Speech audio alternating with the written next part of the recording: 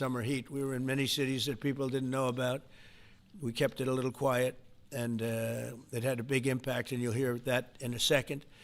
But over the past few months, FBI offices in all 50 states made crushing violent crime a top enforcement priority. That's what they did, rounding up and arresting thousands of the most violent and dangerous criminals. And these are among the most dangerous and violent people in the world. They were allowed, in many cases, not in all cases, but in many cases, they were allowed in by a very foolish, actually stupid, open border policy. Just anybody could have come in. They emptied out their jails, their prisons, their mental institutions. They emptied them into our country. And the people behind me have done an incredible job, because if we didn't have that administration, it would have been so much easier. They allowed millions of people in this country that shouldn't have been allowed, including over 11,000 murderers, half of whom murdered more than one person. And many of them are gone now, or they're put in prison, because we don't want to have them come back. So we literally put them in our prison, which we don't want to do. But we bring them back to their countries. Working with state and local partners, the FBI arrested over 8,000 violent criminals during the course of this period. In major cities like in New Orleans, Nashville, we saw a 250% increase in arrests. And we really went after the bad ones. These include 725 individuals wanted for violent crimes against children and murderers. These arrests are in addition to the work of our historic federal task forces. That Make D.C. Safe Task Force has been unbelievable. I mean, the job they've done, it's incredible. And it's been so nice, because so many people, they're going out to dinner and they're having dinners. They didn't go out for 4 years. And now they're going out 3 times a week. The restaurants are opening. Restaurants are full. And usually that means a lot of good things. But restaurants that were closed are now opening up. And everybody's happy. Nobody's ever seen anything like it, actually. And everybody feels safe. You can have a child walk right through the middle of Washington, D.C., and nothing's going to happen. We were losing more than one person a week in Washington. They're being killed on an average of over one a week. The Make D.C. Safe Task Force has been incredible. And the Make Memphis Safe Task Force is having very similar results. It's much earlier, but we've been there for a week and a half, but I'm hearing the results are pretty incredible, and you'll hear about that.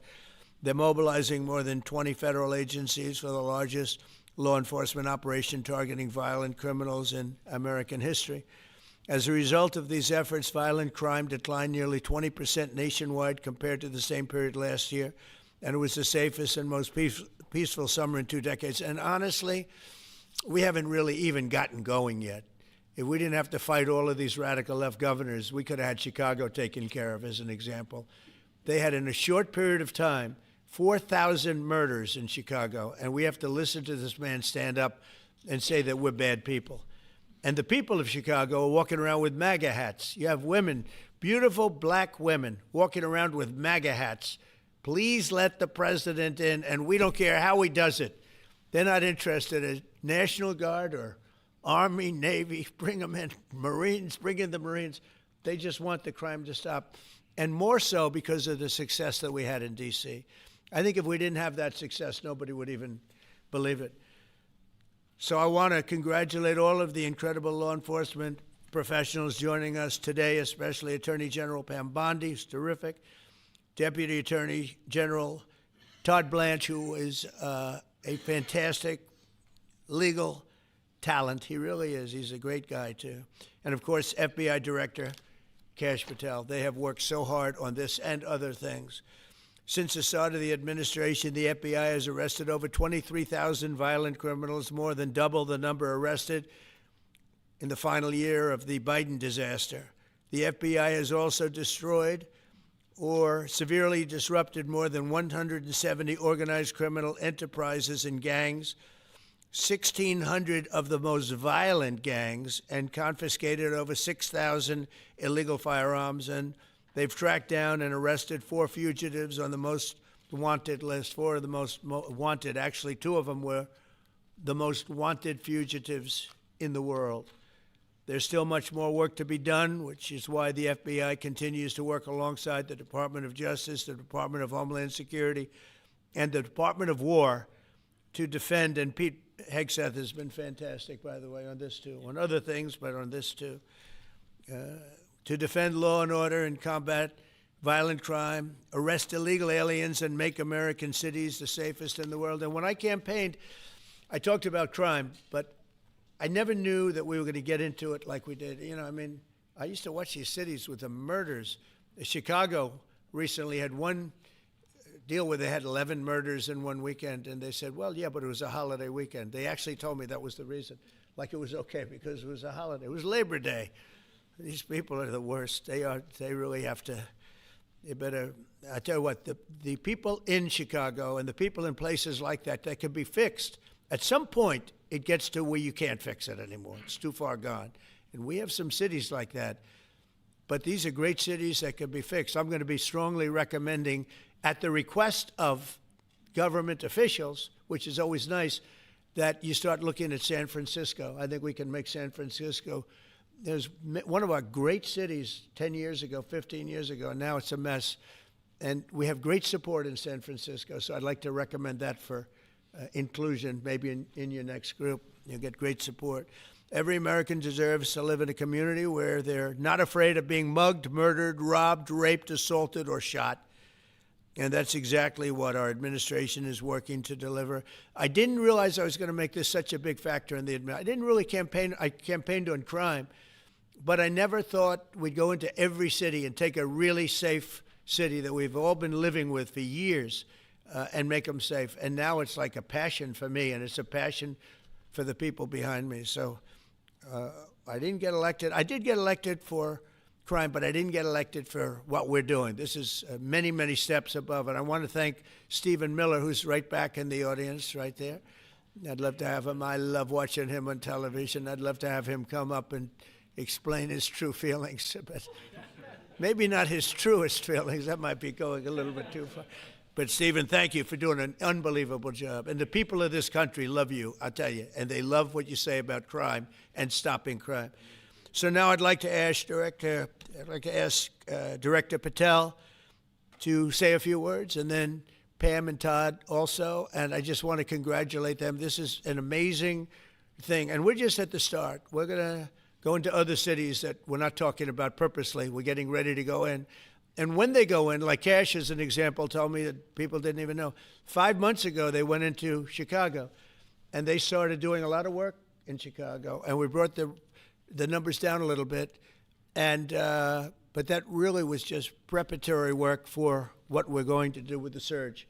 We're going to have a surge of strong, good people, patriots, and they're going to go in, they straighten it all out. So a lot of these cities we're already working on, but we don't do it with a big flavor. But in a little while, you're going to see some numbers that you're not going to believe. And I think you'll probably start with Memphis, because I'm hearing the numbers are much quicker than we even thought possible. But again, D.C. it speaks for itself. Chicago is going to be okay. We're going to save Chicago. And I told you, and I told them, a very respected man, the head of the Union Pacific, said, "Sir, save Chicago. It can be saved." And the way he said it, it was like, can you believe it? We're trying to save Chicago. But I understood exactly what he wants, and that's what we're going to do. We're going to save all of our cities, and we're going to make them essentially crime-free, like other countries have crime-free. If you go all over the world, you go to the world, you hear Afghanistan and you hear all these different places. Our crime in certain cities is worse than anything they can even imagine, and we're not going to have that any longer. It's going to stop, and it stops right here. Cash, please. Thank you, Mr. President. What I'd like to do is just highlight some of the outstanding work that the men and women of the FBI have been doing. And thanks to your brave leadership and the mandate you were given by the American people to not only defend the homeland but crush violent crime, you tasked us with our great partners at the Department of Justice and the Attorney General and the Deputy Attorney General to start making arrests and bring prosecutions and safeguard our cities. And you said it, this is just the beginning. In just 7 months, I hope the media takes a look at every one of these charts, because these are the best numbers for fighting crime in U.S. history, and it's only 7 months in. And to do that, our vehicle to do it of choice was Operation Summer Heat, which the FBI architected to go after violent criminals. And in just a 3-month span, you had 8,700 arrests of violent criminals. You had 2,200 firearms seized off the streets permanently to safeguard our communities. You had 421 kilograms of fentanyl seized. Just to put that in perspective, that's enough to kill 55 million Americans alone. You had 45,000 kilograms of cocaine seized, and thanks to our Department of Justice partners, you had 2,100 indictments in 3 months, from June to September alone. Mr. President, that in and of itself would be historic for a 4-year presidency. You did that in 7 months because you let good cops be cops, and you partnered us with the right people, the Department of Justice, to put the handcuffs on and bring them to court and put them in prison. And if that weren't enough, when you look at the year, for the entire 7-month period that we're talking about here, if you look at the past 4 years of the Biden administration, 16,000, 17,000, 15,000, 15,000. That's the number of arrests year over year of violent felons in this country for the Biden administration. Mr. President, in 7 months, you have 28,600 arrests of violent felons in just 7 months alone because of your leadership and the dedication of the men and women at the FBI who want to go out there and do the job they were prevented from doing because that department used to be weaponized and politicized. And this is what happens when you take out the fangs of weaponization. This number is historic by every metric. 28,000 people have been arrested, violent felons alone. And then when you go over there and look at some of these charts, if you don't mind, I'll just hop over here. Look at the metrics for not just violent crime, but the homeland. Mr. President, during your administration, the FBI has found and located 5,400 children. That is a 30% increase year to date over the last administration. Violent crimes against children arrests alone are up 10%. Gang arrests are up 210% in the last 7 months alone. And transnational organized crime, which Stephen Miller has been a great partner in, is up over 12% alone. These numbers are historic just as a snapshot. But just so people don't think we're focusing on violent crime alone, the national security mission, Mr. President, under your leadership has never been stronger. We have gone after espionage activities against our main counterparts in China, Russia, and Iran. In China alone, we've had over a 50% increase in espionage and arrests alone in prosecution. In Iran, we have had a 50% increase, again, in espionage cases. And in Russia, we've had a 33% increase in espionage cases alone. When it comes to counterterrorism, year to date, we have 125 arrests this year versus 100 last year, year to date alone. And when it comes to the cyber criminal activities, which are some of the largest enterprises plaguing everyday Americans, we at the FBI have put out a mission to go after cyber criminals like never before. Last year, they had in total 191. This year, you already have 252 arrests. 52 arrests of violent cyber criminals who are stealing from senior citizens, who are violating our children's rights and freedoms, and who are violating everyday Americans. These programs are record. And two of the things I'll finish with that I'm most proud of, Mr. President, this FBI. Fentanyl. As you know, it's a scourge that is killing our youth, 100,000 plus a year. To date, the FBI has seized 1,900 kilograms of fentanyl. That's enough lethal doses to kill 127 million Americans alone. To date. And if that weren't enough, Mr. President, you said we have to go after the worst of the worst. And you empowered our Department of Justice, our Attorney General, our Deputy Attorney General, and the Deputy Director at the FBI led the charge, not just on summer heat, but he also led the charge to the FBI's 10 most wanted fugitives. These people have been on the run for years. And in 7 months, you captured not 1, not 2, not 3, but 4 of the FBI's most top 10 fugitives. 4. And just to put that in perspective, Mr. President, the Biden administration captured 4 in all of 4 years. You're on 7, and we're going to get to 10. We're going to get to 10 of 10. This includes a lady who murdered her 6-year-old handicapped child and fled to India. We got her in 2 months. This includes a narco trafficker. This includes a sex trafficker.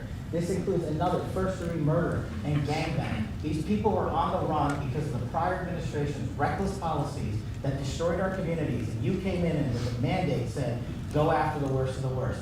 This is just the beginning. This is what happens when you let good cops be good cops at the FBI. Mr. President, I just want to thank you for your incredible leadership, our brave partnership with prosecutors who know how to bring cases and make sure these arrests stick. And that's what the Attorney General and the Deputy Attorney General have led the charge across this country. Because arrests without prosecutions are meaningless. We are deterring criminals from doing this activity. We are preventing criminals from coming into America, and we are absolutely crushing violent crime like never before and defending this homeland, sir. And not to mention, I almost forgot this one, it took you, sir, 2 weeks to get the Abbey Gate bomber. Joe Biden had 4 years to look for him. You got him in 2 weeks, thanks to the interagency effort by the FBI and the CIA, went to Pakistan, and now 13 brave warriors who were sentenced to murder because of disastrous Afghanistan withdrawal. They have justice, their families have a peace of mind, and we're going to continue to find the others, Mr. President. On behalf of the FBI, sir, I just want to thank you. Thank you very much, Casey. Great job. Very good. Very impressive. Pam, would you like to say something, please? President Trump, the men and women of law enforcement say two things to me repeatedly. First, you have taken the handcuffs off them and let them do their jobs, and you let cops be cops. That's why all this is happening.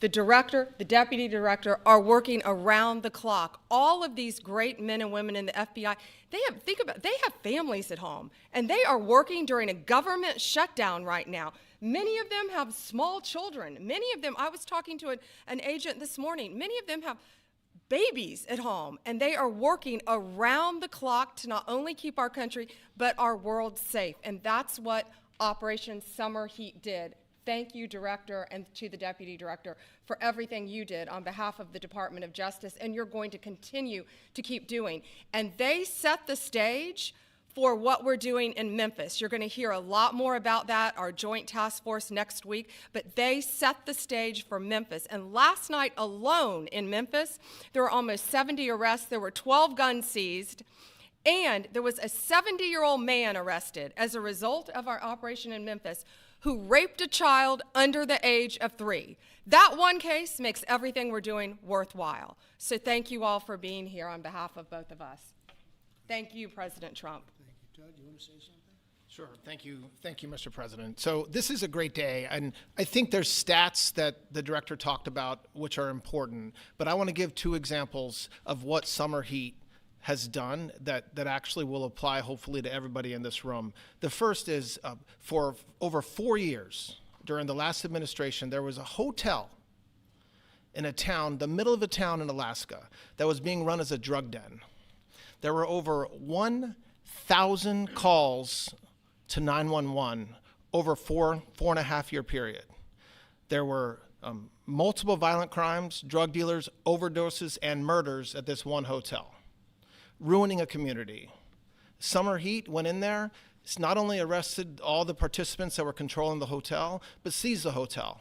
And so that's one example of what Summer Heat means to everyday Americans that just want to live in peace. The second example is a large narcotics trafficking group that was selling fentanyl in the state of Washington. They were shipping fentanyl and using commercial aircraft, putting fentanyl pills and powder in suitcases, flying them from the southwest border, mostly Arizona, all the way to Washington. It had been going on for an extremely long time, and the entire organization was arrested. And I say those two examples because it's easy to look at the board and see 1,000 arrests. How much different is our communities now compared to the past 4 years? But there's actual life examples. Every one of these arrests means that our streets are safer, and that's because of the work of this administration, of President Trump and Director Patel. So I will tell you, Attorney General Bondi and I are together every day with Director Patel, figuring out ways that we can continue to do this work, and it's not going to stop. Like the Attorney General said, and like the President said, this is just the beginning, or phase one, or a start, whatever you want to say, but it will continue on. So thank you, Mr. President, and thank you very much, Director Patel. And Mr. President, just one last thank you from the men and women at the FBI. You found a way to get these individuals paid during a government shutdown, our 1811 agents. So on behalf of the FBI, it's a great debt that we owe you, sir. They're now allowed to pay for their families, so thank you. And the military. Good. That's right. Thank you. Okay, thank you very much. Any questions, please? Brian, go ahead. Mr. President, first of all, I know the feedback I'm getting from the American people, but they want to say thank you. Law and order is not an option in this country. It's a mandate. So I know the American people thank you for that. In terms of the guns that have been taken off the street, do you have a number of how many guns were taken away from someone that had a prior felony or a previous crime that perhaps we can prosecute that? Because I know that wasn't the case of Joe Biden. We don't take guns off the streets of people that are allowed to have guns. So every gun that we're taking off the street is because it belongs to somebody who is not allowed to have it. Could be a felon, could be somebody who hears illegally. There's all sorts of conditions. But if there's a gun taken off the streets by the FBI, it's because the person who has it is not allowed to. It's not somebody who's lawfully allowed to have it. So every single one of those guns were taken off of people that aren't allowed to have them. And not including the FBI, all of the other agencies. ATF alone, since January 20th, has removed over 25,000 illegal guns off our streets, just since President Trump's been in office. And Mr. President, if I could follow up on that, could there be any further conversation to have national concealed carry applied to actual DC? Like if you had a driver's license in Texas and you had a permit, of course you could drive. Well, as you know, they've been talking about that for a long time. It's an interesting question. A lot of people feel strongly both ways, but we are talking about that, Brian. Thank you. Mr. President, on Venezuelan boats, I want to ask you, why not have the Coast Guard stop them, which it is empowered by law to do? You know, this way you can confirm who's on the boat and ensure that they're doing what you suspect. Because we've been doing that for 30 years, and it has been totally ineffective. They have faster boats. Some of these boats are seriously, I mean, they're world-class speedboats, but they're not faster than missiles. But we've been trying to do that for years, and so much of the drugs, 25-30%, would come in through the seas. Right now we have, I would say, none coming in through the seas. In fact, I don't know about the fishing industry. If you want to go fishing, a lot of people aren't deciding to even go fishing. We've almost totally stopped it by sea. Now we'll stop it by land. What's the next But step? it never worked. It never worked when you did it in a very politically correct manner. What's the next step in this war on cartels, and are you considering options, are you considering strikes on land? Well, I don't want to tell you exactly, but we are certainly looking at land now because we've got the sea very well under control. We've had a couple of days where there isn't a boat to be found. And that, I view that as a good thing, not a bad thing. But we had tremendous amounts coming in by boats, by very expensive boats. You know, they have a lot of money, very fast, very expensive boats that were pretty big. And the way you look at it is every boat that we knock out, we save 25,000 American lives. So every time you see a boat and you feel badly, you say, wow, that's rough. It is rough, but if you lose 3 people and save 25,000 people, these are people that are killing our population. Every boat is saving 25,000 lives, and you can see it. The boats get hit, and you see that fentanyl all over the ocean. It's like floating in bags. It's all over the place, and it's a tremendous. We're saving tremendous amounts of lives.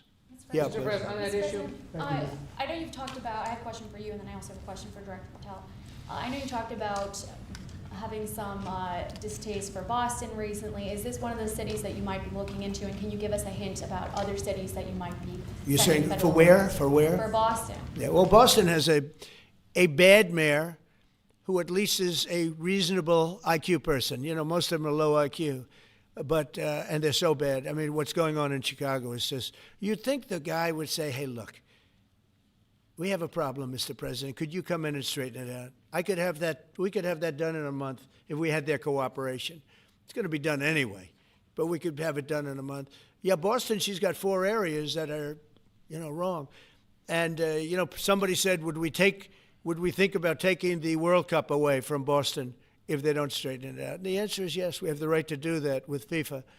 So if we think that LA is going to be bad, or we think that applies a little bit to the Olympics too, but we'll talk about FIFA first. FIFA is very hot. If we think there's any reason that, whether it's Boston or anywhere else, that they're not doing their job, we're going to take those World Cup games and move them someplace else. Thank you. And then Director Patel, there's been so many conspiracy theories swirling around about the assassination of Charlie Kirk. Do you have any updates for us, especially in light of all the online content that everyone's been talking about? The only thing we deal with at the FBI and the Department of Justice is facts, and we delivered in record speed a manhunt to capture Charlie Kirk's alleged assassin in 33 hours. And if you put that in perspective to Luigi Mangione or the Boston bomber, they took them 5 days and a police officer lost their life in their manhunt. We are running out absolutely every single lead, and the best thing we can do to honor my friend Charlie Kirk's life is to make sure that everyone involved is prosecuted to the full extent of the law, and that's what we're focused on, investigating the facts, not trading in conspiracy theories. Okay?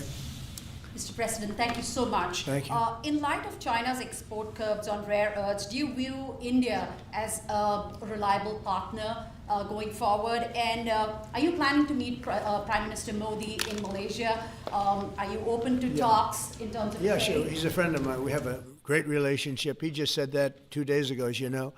We have a great relationship. No, we were not happy with him buying oil from Russia. because that lets Russia continue on with this ridiculous war where they've lost 1.5 million people, by the way. Russia's lost 1.5 million people, soldiers mostly.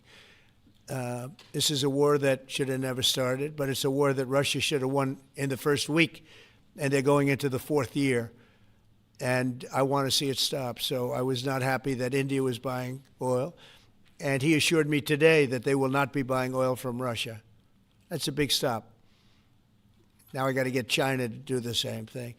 You know, that is relatively easy compared to what we just did over the last week in the Middle East. Middle East was 3,000 years, and we got it done. This is 3 years, and I think we'll get it done. I think that President Putin, I think he wants to get it done. We'll see. There's a great animosity between him and Zelensky. You probably have noticed, right? And it's, I think it's hurting the process. Yeah, please. Mr. President, thank you. Curious, why did you authorize the CIA to go into Venezuela? And is there more information you can share about these strikes on the alleged? Well, I can't do drug busts in that, the but Caribbean? I authorized for 2 reasons, really. Number one, they have emptied their prisons into the United States of America. They came in through the, they came in through the border. They came in because we had an open border policy. And as soon as I heard that, I said, a lot of these countries, they're not the only country, but they're the worst abuser. And they've entered they've allowed thousands and thousands of prisoners, mental institution, people from mental institutions, insane asylums, emptied out into the United States. We're bringing them back, but that's a really bad, and they did it at a level that probably not, many countries have done it, but not like Venezuela. They were down and dirty. And the other thing are drugs. We have a lot of drugs coming in from Venezuela. And a lot of the Venezuelan drugs come in through the sea, so you get to see that. But we're going to stop them by land also. Does the CIA have authority to take out Maduro? Oh, I don't want to answer a question like that. That's a ridiculous question for me to be given. Not really a ridiculous question, but wouldn't it be a ridiculous question for me to answer? But I think Venezuela is feeling heat, but I think a lot of other countries are feeling heat too. We're not going to let this country, our country, be ruined because other people want to drop, as you say, their worst. They have given us their worst. They've loaded up our country with prisoners, with mentally ill people that are seriously ill, criminally ill, and we're not going to take it. And so, I mean, it's just one of those things. And I can tell you, we've taken care of the sea. There's nobody, and we're watching. We're watching.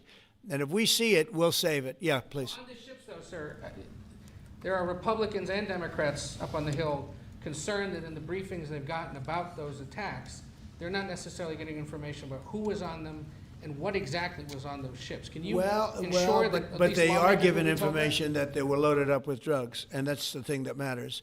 When they're loaded up with drugs, they're fair game. And every one of those ships they're not ships, they're boats, they're speedboats. They're extremely fast, record-setting type speedboats. They cost a lot of money, and they have a lot of money because they're drug sellers. But they know one thing, and they all have the same thing in common.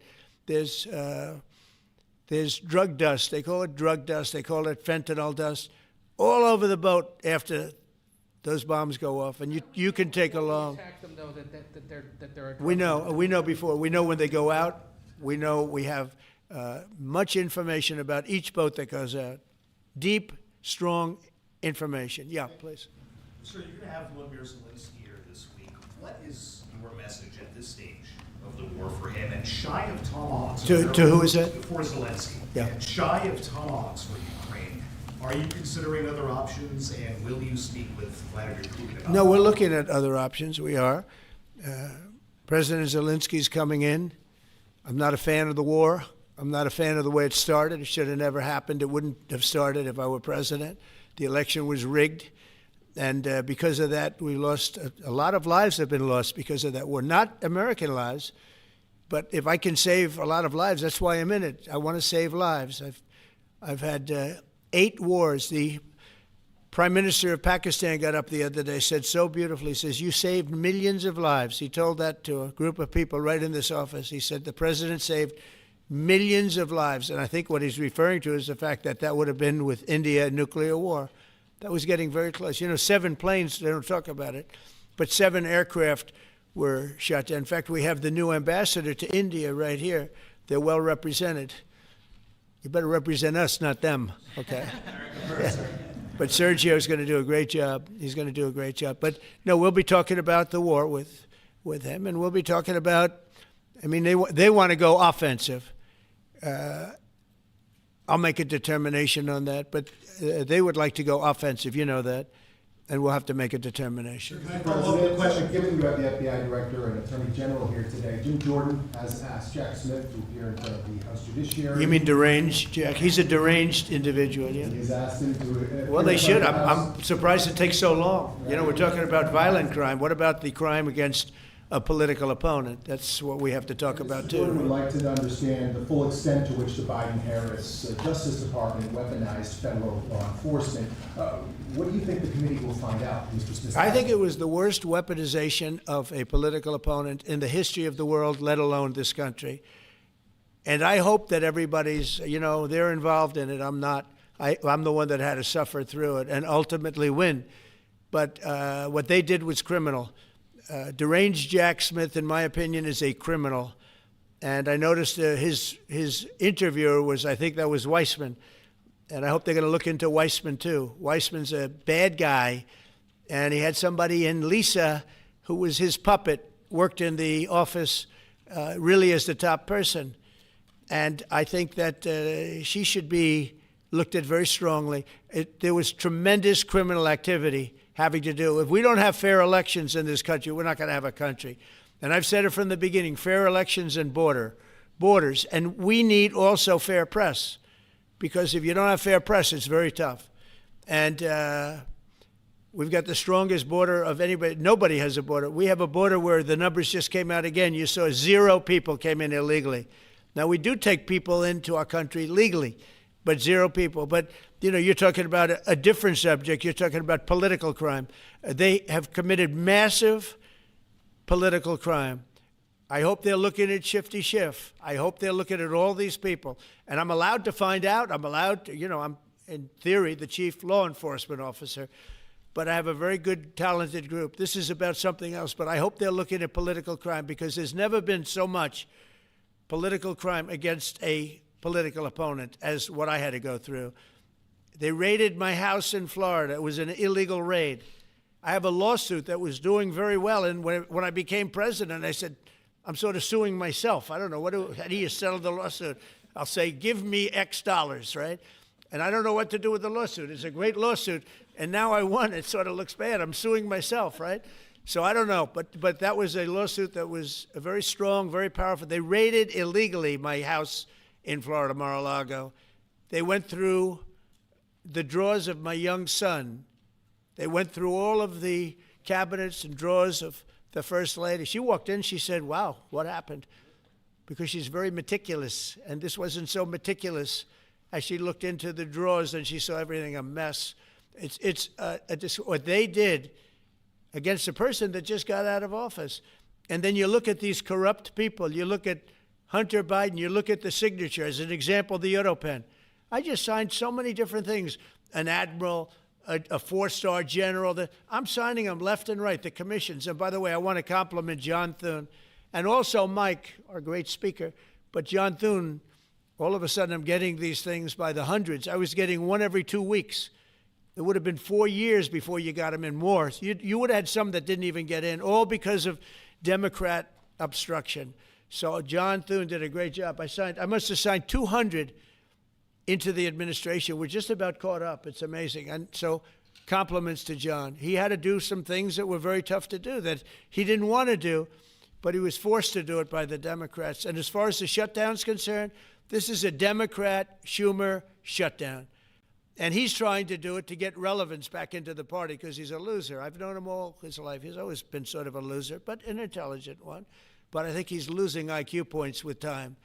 I think that happens. I hope it hasn't happened with me. I know if it did, you guys will let me know about it very quickly. Question on violent crime, sir. Here in D.C., a judge has given the 2 teenagers that beat up ex-Doge staffer Big Balls probation. That's incredible. And no jail time. Is this justice? Jeanine Pirro is doing a fantastic job, and she is beside herself because you have these radical left judges that they beat the hell out of this guy. And there was many people against this one guy who was really trying to protect his girlfriend. He didn't want his hooded over the door but they really beat him up badly. That just happened, right? Yeah. Wow, that's terrible. I think the judge should be ashamed of himself. That's a big problem. You know, they can do their job, and then they go into a court, and the people are protected by these, I don't know where they come from. Where do these people come from? Where do the judges come from? I want to compliment on behalf of Pam and Todd and all of us because, Cash, I think that Janine has done a fantastic job. And the case I heard was like flawless. It's a flawless case.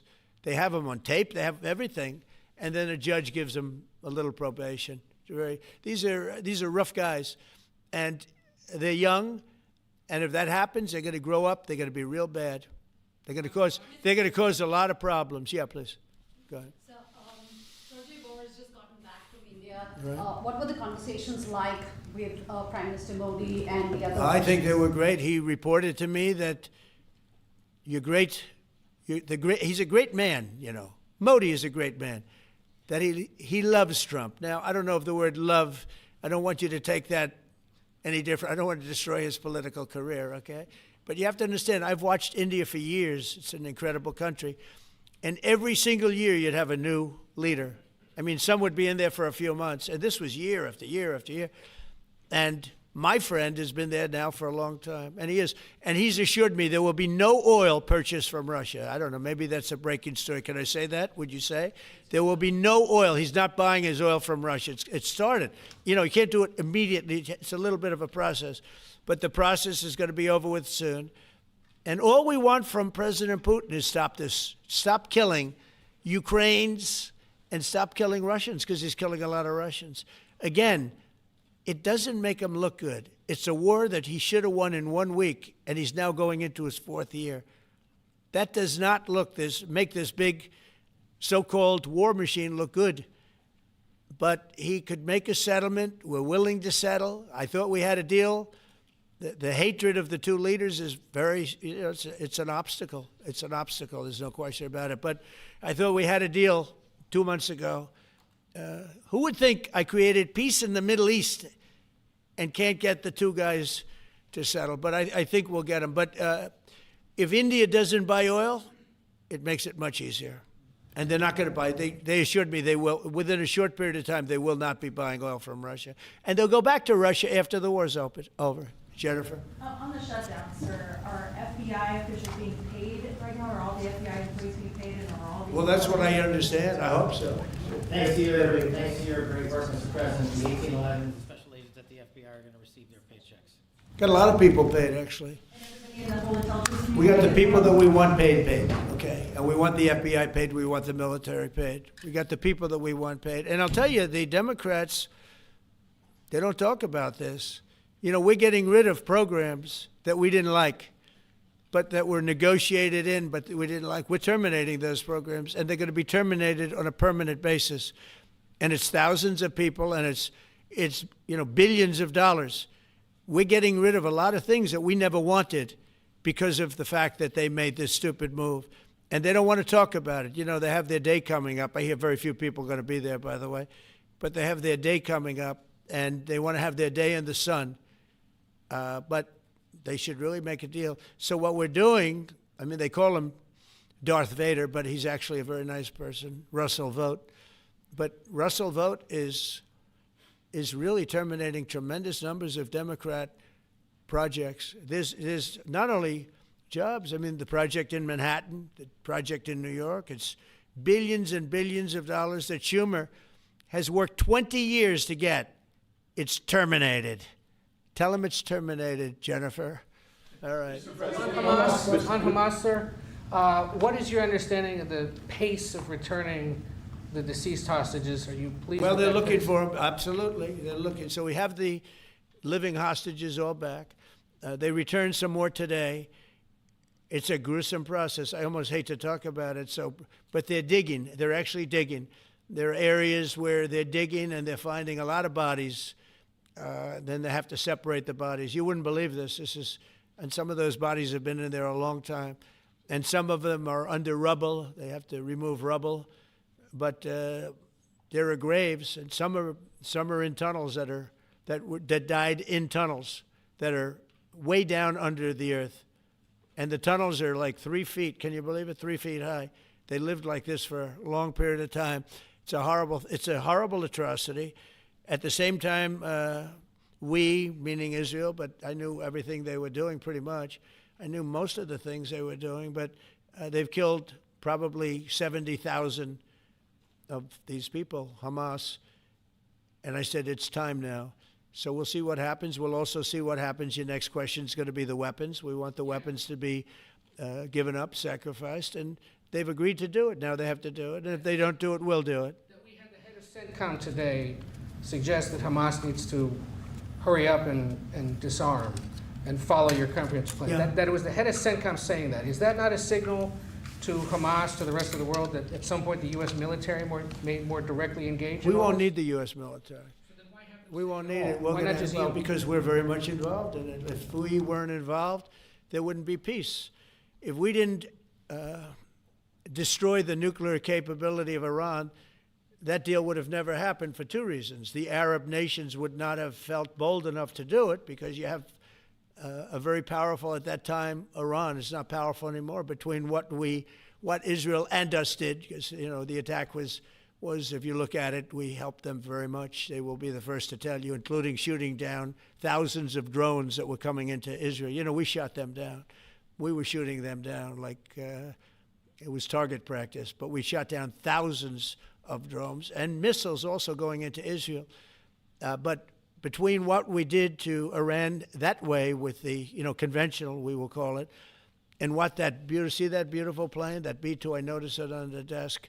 I always thought it was beautiful, but I never understood it. Now I understand it. It took in hundreds of thousands of bombs in the form of two, but hundreds of thousands of pounds of bombs.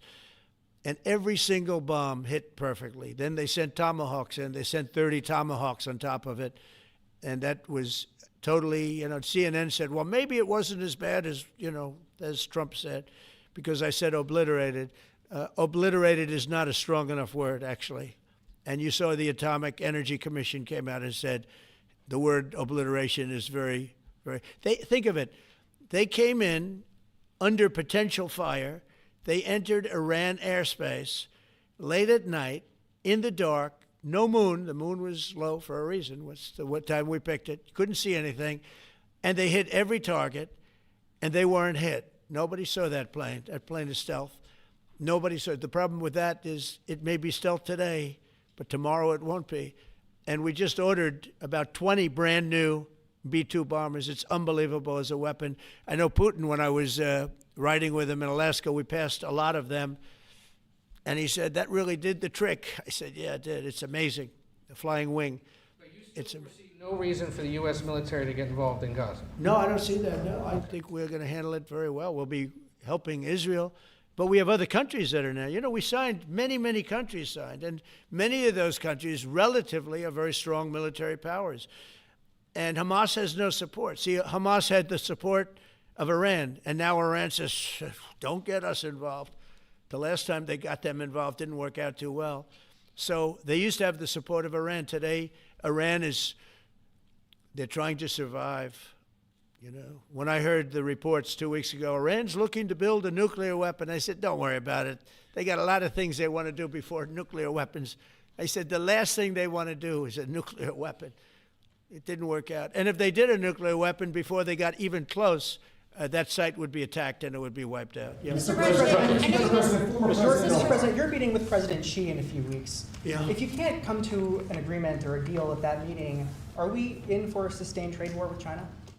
Well, you're in one now. Look, we have 100% tariff. If we didn't have tariffs, we would be exposed as being a nothing. We would have no defense. You know, they've used tariffs on us, but we've never had anybody sitting in that chair that felt the need to do it. And they've allowed us to be $37 trillion in debt, et cetera, et cetera. Tariffs are a very important tool for our defense, for our national security. If we don't have tariffs, we're not going to have national security. As an example, if you look at Pakistan and Iran, I told them I was in the midst of negotiating a trade deal with Iran, and Pakistan was going to be in line. And because of tariffs, they all want to negotiate much differently. We're making a good deal. And then I heard that they're shooting at each other. And I said during one of my conversations, are you guys going to go to war? Two nuclear powers. We are thinking about, I said, here's the deal. You go to war, I'm going to put a 200% tariff. I'm going to stop you from doing any business in the United States. I said it to both of them. Within 24 hours, the war ended. That would have been a nuclear war. And again, the Prime Minister of Pakistan, who was here 2 weeks ago, said that that man saved many millions of lives in front of a whole group of people because he thought it was going to be war. But when it came to war or having to pay massive tariffs, the tariffs overrode. That's why it's so important. Not only the money, we're taking in trillions of dollars, not only the money, the power to keep peace, the power to be used for good is enormous. But a lot of people didn't understand tariffs. It's also made us very rich. We have a big case coming up in the Supreme Court, and I will tell you, that's one of the most important cases in the history of our country. Because if we don't win that case, we will be a weakened, troubled, financial mess for many, many years to come. I don't even know if survivable is a good term. And if we do, we're going to be the most powerful economic country in the world. And all we're doing is using them as a defense against what took place for many years. China would charge us tariffs. It was incredible, but we weren't allowed to charge. And we're allowed to do whatever we want. We just had presidents that didn't want to do it for whatever reason. And it was nothing. But of the 8 wars, I was saying 7, of the 8 wars, I would say tariffs are directly responsible for me ending 6 of them, 5 or 6. Without the tariffs, you have wars raging all over the world. With the tariffs, other than Russia, we have no wars out there. And we've made a lot of good friends, too. Tariffs are so important to our national security. If we don't have tariffs, we don't have national security. Our country would suffer a level that, because they're used so strongly on us. As an example, the European Union, they won't take our cars, they won't take our agriculture, they won't take anything, but they send their cars in, Mercedes, BMW, Volkswagen, by the millions. We don't send any cars. They don't take them. They were tariffing us out. Agricultural products, they don't take our agriculture. They want their farmers to do it. I understand that. But it was very unfair, and they were tariffing our product. They're keeping out by using tariffs. And we didn't use them, but I used them. And now we made one of the great deals with Europe. $650 billion they pay us. And we've evened it out. It's really a good thing to see. And you have to understand, they've all signed. Japan, South Korea. I mean, South Korea, $350 billion up front. Japan, $650 billion. And they've all agreed to it. They're all happy. But before, it was a total ripoff. And if we don't have the use of tariffs, we have no national security. This country will have no financial security, will not have national security. And the people that brought the lawsuit are people that are aligned with foreign nations that are now being treated fairly as opposed to just ripping us off and ripping us asunder. So, but if we are not allowed to use what other people use against us, there's no defense.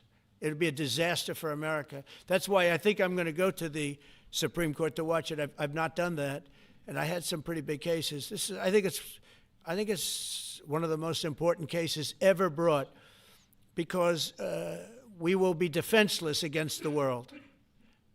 Okay? You'll go to the tariff case? Did you have one? Yes, please. Thank you, Mr. President. I want to ask you about the Georgia Senate race. I know it's very early, but there's several Republicans in that field that are vying for your endorsement. A lot of good people in that field. Yes. I know all of them, actually. I haven't made a decision on that, but you have some very good people in the Georgia Senate race. Well, Governor Trump has endorsed. No, I know. The governor has, and he's spoken to me about it a lot. He likes that candidate a lot. And I understand that. I haven't made a decision yet. But I'm following that race very carefully. I think it's very important for Georgia to get a real senator, because the senator they have now is a horrible senator. He allows all the crime, all the borders. You have open borders. I mean, his whole philosophy is a disaster. That's not representative of the people of Georgia. I know the people of Georgia. I won Georgia 3 times, but they say twice. Okay, I won it very big the last time, and I won it big the first time, and I won it big the second time. But we had criminals that didn't allow. I mean, I hope they're going to go into that. I hope they go into the votes which are being stored in Fulton County and take a real look at those votes, okay? Because I won it the second time too. But I know Georgia very well. I love Georgia. Those people are great, and they deserve a good senator because the man they have now is a weak, ineffective person. Okay. New Jersey and Virginia. President, I wonder what you make of By the way, you won Georgia 3 times. Just Yeah, I agree. Do you agree with me? I And do. he's the media. For someone that He's the spends media. a lot of time in Georgia, I believe you won that. Yeah, okay. I really have a question about You know, the word believe isn't strong enough, right? Yeah, You I know. there you go. It's true. I know I won too. We have the great Newt Gingrich. Newt, you agree with us? Good. Otherwise, I'd have him dismissed immediately from the room. You know, his wife, as you know, is becoming an ambassador to a great country, Callista. So congratulations. And we're going to take a picture. And the only reason I'm doing it, he speaks so well of me. He said, I'll go down as the greatest president in history. And then he blew it. He said, I'm not sure if I put him above Washington or Lincoln. So I'm not that happy about that, dude. I've got a question about the weaponization of the DOJ. The media often says your department is weaponizing the DOJ. Yeah, that's Now, the opposite. It's the opposite. Todd, you represented President Trump and probably the greatest weaponization of the DOJ by Alvin Bragg. You know firsthand, if you can describe what you saw under the Biden administration and how they weaponized the DOJ. Well, I mean, I think it's hard to describe what happened those last 4 years against President Trump. Alvin Bragg, a local prosecutor, his office staffed by somebody from New Jersey. Jack Smith, picked as a special counsel, staffs his entire office with DOJ prosecutors. And then there are countless things that happen. All in writing, most of them on the docket, that require no explanation except a complete abomination of the place that the Attorney General might run now and Director Patel. So when people talk about this department weaponizing, it's embarrassing. Because there's no scenario in which you can look at what we're doing, restoring justice, doing the right thing in every single case, and say that that's weaponization, and yet remain eerily silent about what happened for the past 3 years. I mean, you read these articles and giggle, because it cannot be true that people really think that what they did to him, not once, not twice, I'm still counting 3, 4 times, but we're the ones that are weaponizing. So this man is not weaponizing the Department of Justice. We're not weaponizing the Department of Justice. It's the opposite. I mean, and also, nobody questions what I'm saying because it's true, because we all lived the past 4 years. So listen. They never want to bring up the details. But I watch the fake news, and oh, he's weaponized. And he wants to send them to prison. He wants all these. They indicted me like 5 times. I took a mug shot. Who would have thought it turned out to my favor? Because it was a good shot. But I had to take a mug shot. It's right out there on the door. New York Post, front page of every paper in the world. I had a mug shot. They wanted to send me, nobody says that. They say, he's acting very, very tough. He's acting unfair. Let me tell you, if they've been nice to anybody, it's to those criminals, because they are so good having to do with all of the things we're talking about today with violent crime. But if anything, I think this Justice Department has been so respectful of the law, because the other Justice Department, with Rita or Lisa and all of that scum, real scum, what they did to the political opponent of a guy that has a seriously low IQ. Now, in his case, it was low based on his career, but it got real low, okay? It was descending rapidly. But what they did to go after his political opponent is legendary, worse than any third world country, banana republic. And what we're doing is nothing. Are you kidding? Nothing. They write stories. Why aren't they doing this? And we'll leave. I don't have to leave it up to them, but I choose to at this moment at least. But there's never been anybody treated in the history of politics. You know, they say the two worst treated presidents by the media, etc., was that man right there, the late, great Abraham Lincoln, and this guy right there, Andrew Jackson. They say Andrew Jackson was treated terribly. They give him number 1 and number 2, but that was before I came along, Newt. I say I have number 1 times 10. Nobody's been treated like I've been treated. And I did a great job. You know, we had a great first term.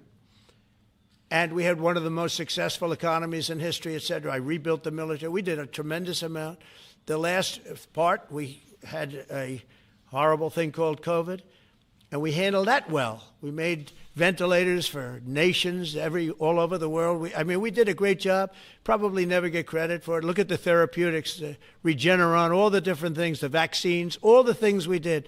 We did a great job, but we had to focus on that. But we had the best economy in the history of our country. We're blowing it away right now. Look at the stock market. It hit another all-time high today. That's 48 days out of the few days that I've served. 48 days have already hit record highs. And we have, maybe most importantly, the number, we have now, I was saying 17, it's over $18 trillion is being poured into our country. It's because of the election and because of tariffs. Without the tariffs, you wouldn't have probably 18 cents. It's because of the tariffs, because there are no tariffs if they build in our country. And they understand that. So we have medical companies coming over. We have the AI. We're dominating China in AI. Everybody said that's impossible. We're dominating. I'm letting these massive plants build their own electric generating plants. They're becoming utilities in addition to everything. Maybe they'll make more money with that. Who knows? But they're building their own electric because we have an old grid. You wouldn't be able to do that. And we're dominating China. We're dominating with AI, which seems to be the new big thing. That's the new internet. That's the new whatever. So we're very happy with the job we're doing. I'm very happy with the job they're doing. But when you tell me about attacking a political opponent, there's never been, and I'm a legitimate opponent. I watch my son. He's got the #1 best-selling book now. My son Eric is a wonderful kid. That guy spent so much time with subpoenas. He got more subpoenas than anybody in the history of our country. Think of it. And he's an innocent, good boy. He's a good kid. He's always been a good kid. All of my children are good. They went through hell. My children went through federal grand juries on a hoax. Think of it. You have Adam Schiff and Hillary Clinton and others make up a hoax and then wanting to so they know it's a hoax, and they go before the press, say Donald Trump Jr. will go to jail because of what he's done with Russia. I'll never forget, I get a call from my son Don, and he said, Dad, I'm being accused of something with Russia. I don't know anything about Russia. He didn't know anything about. Think of it, how bad they are. They say he'll go to prison for the rest of his life. He knew nothing about it. On a hoax, the Russian hoax, Russia hoax, on a story that they made up. And they made it up in order to explain why Hillary Clinton lost an election that she lost by pretty good numbers. The second one, actually the second one was even better, but the third one, this one was too big to rig. It was just too big to rig. They would have rigged it. They tried to rig it. But think of it. They want to send my children to jail, but they were after Don in particular. I'll never forget Adam Shifty Schiff, a total crooked guy, lying in Congress, making up a phone conversation that I have with you, totally made up. Then when he heard it was taped, he wanted to disappear. And Nancy Pelosi went crazy because they wanted to impeach me based on the conversation that was made up. When they heard the tape, everybody, I won it unanimously in the Republican Party. I got every single vote, something that never happens, and I beat it. But think of it, they want to put my son in jail for something that they made up. So they know they made it up. And they say he will serve the rest of his life in prison. These are sick, bad people. And don't tell me about us going after them. If anything, we've been very, very soft. I wouldn't be that soft, I'll tell you that. Thank you very much, everybody. Let's talk.